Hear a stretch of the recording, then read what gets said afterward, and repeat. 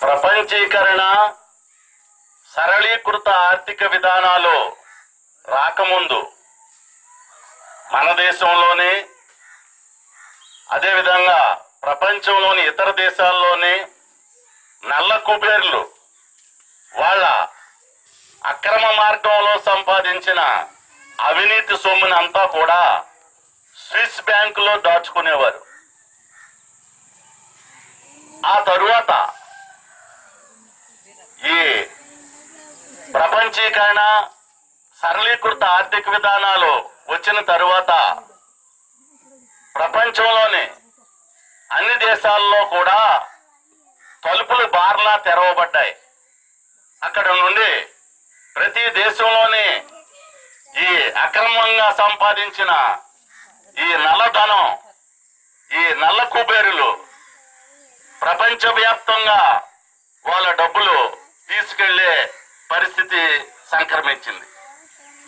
ఈ నల్ల భోగోతాన్నే ఇప్పుడు ఈ పనామా పేపర్స్ ఒక్కొక్కటి కూడా ప్రపంచ ప్రజలకి బయటపెట్టి చెప్పడం జరుగుతూ ఉంది.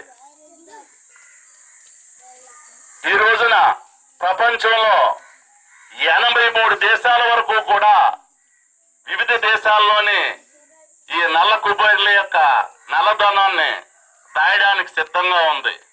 వాళ్ళు చేయవలసిందల్లా ఆయా బ్యాంకులకు కొంత వడ్డీని తిరిగి ఇవ్వడమే. అంతేగాని వాళ్ళు ఎటువంటి వివరణలు, ఈ డబ్బు ఏ విధంగా నువ్వు సంపాదించావు అనే ప్రశ్న వేసే ప్రసక్తే లేదు. ఈ విధంగా ఈ రోజున ప్రపంచవ్యాప్తంగా కూడా ఈ నల్ల డబ్బును దాయడానికి అనేక దేశాలు, 83 దేశాలు ముందుగా ఈ లైన్ కడుతా ఉన్నాయి ఈ నల్లధనాన్ని దాయడానికి. ఈ నల్లధనం ఆయా దేశాల్లో బ్యాంకుల్లో దాచి కొన్ని డబ్బా కంపెనీలను పెట్టి ఈ నల్లధనాన్ని మరలా తెల్లధనంగా మారుస్తా ఉన్నారు. మార్చి ఈ డబ్బును తిరిగి వాళ్ళ స్వదేశాలకి పంపుతా ఉన్నారు. ఈ విషయంలో మన దేశంలో నల్ల కుబేర్లు కూడా అగ్రస్థానంలో ఉన్నారు. మోడీ ఎన్నికల ప్రచారంలో ఎప్పుడైతే నన్ను ప్రధానమంత్రిగా ఎన్నుకుంటారో, నేను ప్రధానమంత్రి అయిన 100 రోజుల్లో మన దేశంలో ఈ నల్ల కుబేర్ల యొక్క నల్లధనాన్ని ఏ దేశంలో ఉన్నా సరే ప్రపంచంలో ఆ డబ్బునంతా వెనక్కి రప్పించి ప్రజలందరికీ ఇంటింటికి పంచి పెడతానని వాగ్దానం చేసి ఉన్నాడు మోడీ. కానీ ఆ వాగ్దానం నెరవేర్చకపోగా ఈ రోజున మన దేశంలో నల్ల కుబేర్ల సంఖ్య రోజు రోజుకు పెరిగిపోతుందని మన ప్రపంచ బ్యాంకే తన నివేదికల్లో చెబుతా ఉంది. అంతేకాకుండా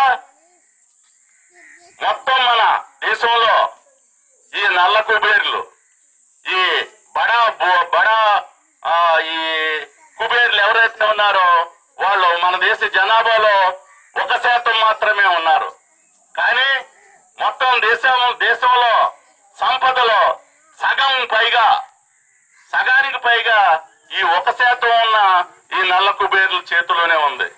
అంతేకాకుండా రోజు రోజుకి ప్రపంచంలో ఏ దేశంలోనూ కూడా ఈ నల్ల కుబేర్లు ఎదగని స్థాయికి మన దేశంలో అంత వేగంగా ఈ నల్ల కుబేర్లు పెరిగిపోతా ఉన్నారు. అందుచేత మోడీని డిమాండ్ చేస్తున్నాం మనం, నీవు ఎన్నికల్లో వాగ్దానం చేసినట్లు ప్రజలను మభ్యపెట్టావు. అందుచేత తక్షణం విదేశాల్లో మన డబ్బు ఎక్కడైతే ఉందో ఆ డబ్బునంతా తీసుకువచ్చి ప్రజలకు పంచిపెట్టు. ఈ విధంగా నీ ఎన్నికల వాగ్దానం నెరవేర్చుకో. నీ ఎన్నికల వాగ్దానం కూడా నల్ల వాగ్దానం కాదని రుజువు చేసుకోమని ఈ రోజున మోడీని డిమాండ్ చేస్తున్నాం. తీసుకురావాలి నల్లధనాన్ని. ప్రపంచంలో ఉన్న మన దేశం యొక్క నల్లధనాన్ని తీసుకురావాలి.